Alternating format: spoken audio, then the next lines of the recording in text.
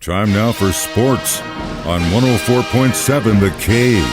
Here's Ned Reynolds. Mike, the intern, Ned Reynolds, thank God we made it to Friday. So the weather is looking absolutely perfect for some Friday night lights tonight, my guy. And this is the final game of the regular season.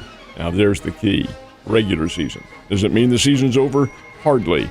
It's the start, or actually the beginning of the new season, which, of course, is districts and the playoffs. The difference is one game, one loss. You gone. Sayonara. You're out of there. So that all begins next week. This is the final game of the regular season. There are some pretty good matchups, but in most cases, Mike, the district rankings, and that's how they do these teams in the district. And it doesn't have anything to do with conferences. It's the class that you fall into, 6, 5, 4, 3, 2, 1, whatever the case might be. And the rankings are made to seed the teams. And the seeded teams stay at home when they play. There's the key right there. Well, that all begins next week. That's week 10. It used to be the final week, but now it's the start of district play. Half the field will be out of there for Friday night. Oh, yeah. They'll be playing basketball or wrestling or something else. Moving on to the next thing. But the good teams are going to stay, and it should be very interesting. Who do you like going into this right now? Nixa. Yeah? Are they the dog? They're very, very good football team. They're a Class 6. Kickapoo is a Class 6. That's my people. Ozark is a Class 6. Mm-hmm. Waynesville is 6. Joplin, 6. They are the only 6 teams that we have here. The rest are Class 5 and 4 and 3 and so forth down the line. That may change all. It has to do with the enrollment in school, but that all may change in another year or two. Well, we'll see. Good luck, kids, and give them hell on the field tonight. We do have 3 homecoming football games in the state. Where are they at? They are here in town, one of them. That's at Plaster Sports Complex, homecoming at Missouri State. And Murray State out of Murray, Kentucky comes in here to play. The Murray State Racers. They are better than Western Illinois, but not a whole lot. The Bears should be able to get a win in this one and thrill the crowd because Missouri State can score.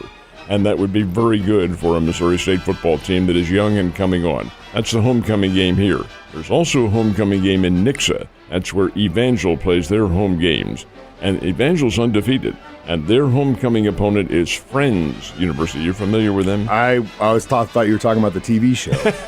It almost looks like that. It's like Evangels versus Friends. It's a TV show now? No, wrong Friends. Friends University's in Wichita, a historic old college, and indeed their football team is pretty good. Evangel will play them at 3 o'clock tomorrow. That's Evangel's homecoming. And up in Columbia, it's the University of Missouri's homecoming as well, and they will play South Carolina. And Missouri is a big favorite in this one over the South Carolina Gamecocks. Can't sit on your laurels. Missouri's pretty good, but you've got to take care of business. So we have 3 key games going on. We do, and we have some really, really, really good college football games tomorrow. For example, Penn State, Ohio State kick things off, and I think that's the one you need to wake up for, get your coffee, and watch. That is a very big game. Penn State, Ohio State playing at Ohio Stadium, Columbus. The crowd will be reduced to about 106,000. That's about all who show up for this one. And they will be loud. The Nittany Lions, where they play at Beaver Stadium in State College, Pennsylvania, they play in a stadium that's 106,000. So they're perfectly accustomed to loud crowds. Good, solid matchup. Ohio State is a slight favorite. Don't sell Penn State short. They're both undefeated. Michigan State, great interstate rivalry, but Michigan State is way down. Yeah, it should be. And Michigan is pretty good, except they're now under investigation. Oh, come on. What is going on? Tennessee, Alabama, and Tuscaloosa ought to be a dandy. Bama is favored. Texas, University of Texas, plays Houston. And you say, wait a minute, Texas and Houston? They're not in the same conference. They are this year. Houston's Big 12 for the first year, and now the Longhorns go down the road from Austin to Houston to play down there, and Texas is a big favorite in that one. Central Florida is also a new team in the Big 12. They're playing Oklahoma in Norman, and Oklahoma's a big favorite. Utah, Southern Cal, and Los Angeles at the Coliseum. These are all big games across the country tomorrow. Should be big. Where's your upset coming? I'm going to say the upset comes with Penn State, Ohio State. I see the Nittany Lions going in there and perhaps clipping the Ohio State Buckeyes, but that's simply a guess. Anything can happen. My K-State Wildcats facing off TCU in another Big 12 matchup, so a lot of fun. So we had some more baseball action in the championship series last night. Who got the dub? Well, there were both games played yesterday, and both are today as well. In the National League, which was the first game, Arizona had to win. They had to beat Philadelphia. Can't go down 3-0 to the Phillies. And Arizona did win. Got a walk-off base hit in the last of the ninth inning by Ketel Marte that drove home the winning run 2-1. Very well-pitched game by both teams. That's the one factor about Philadelphia. All of the headlines have surrounded the offensive attack. Philadelphia's pitching is pretty good.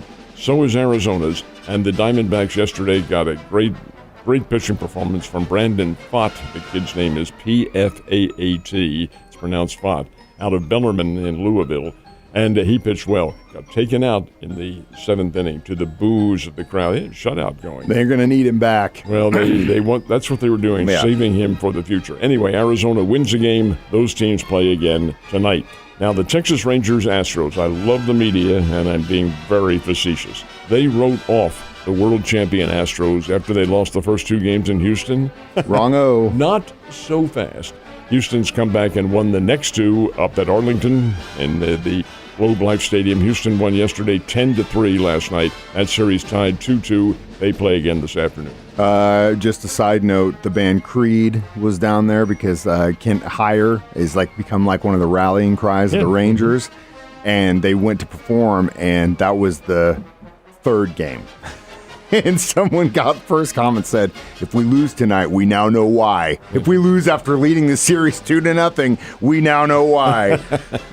Baseball is a very superstitious sport. All right, so speaking of baseball, we had some baseball here in Springfield last night for a great cause. Crowd was a little over 1,000 at Hammons Field for Battle for Bell, and there were two games. One was in the afternoon at noontime, and Baptist Bible College, which is a much improved program, came on and beat Evangel 5-4. Baptist Bible College is joining the NAIA next year.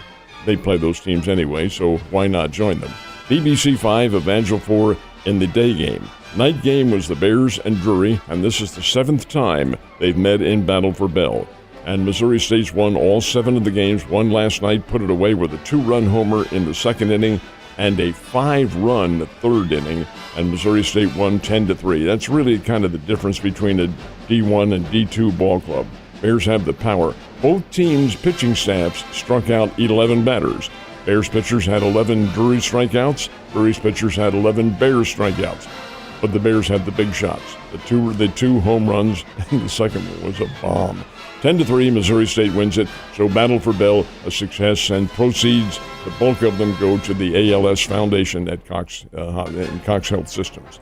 Glad 1,000 people came out, and I'm glad they were able to raise some money for that. That's what it's all about at the end of the day. Beautiful night, too. For yeah, oh my goodness gracious, it was a beautiful night. All right, and it's going to be a beautiful day at Arrowhead Stadium this Sunday afternoon when the Chiefs take on the hated Los Angeles Chargers, AFC West Showdown. Ned Talk starts at 1. KC is a very big favorite in this one against the Chargers Ball Club. Kansas City has a hex over them. I think this is a 4-year winning streak they have after Los Angeles came back and won one of them. But be that as it may, Ned Talk does start at 1 o'clock. The Chiefs pregame show begins at 2, and then the game is a little after 3 o'clock. It's a late afternoon game. Should be a wonderful afternoon up in Kansas City at Arrowhead. And the Chiefs go in as a favorite. Chiefs are pretty good, folks. Let's face it. Lost that first game and haven't lost since. Fingers crossed. It's Red Friday. Go Chiefs. Ned, you have a wonderful weekend, and I will see you on Monday.